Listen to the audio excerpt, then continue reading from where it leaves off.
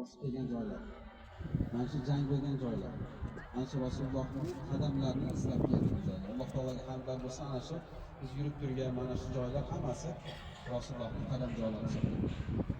Xo'p, bu yerning nomi nima? Uhud maydoni bo'lgan. Bu yerning nomi Uhud maydoni. Uhud jangi bo'lgan. Uhud jangi bo'lgan tog' mashhur. Ularning o'rtasidagi birinchi jang Badr jangi bo'lgan. Badr jangi Madina munofiqlar 170 kilometr uzoqda. Musulmonlar g'alaba qozonadi.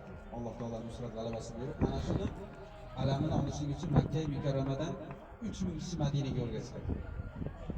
Buni xabarini topgan Rasululloh sallam sahobalar bilan maslahat qilishadi.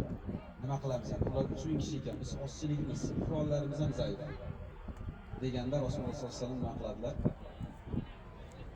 Sahobalar bilan maslahat qilganda, o'zi ahli Madina biron marta Rasulullohdan oldin ham dushmanni Madinaga kirgizmaganlar. Dushmanni Madinaga kirgizmaganlar. Lekin Rasululloh imoratasi uchun Rasululloh Madinaga kirgizgan.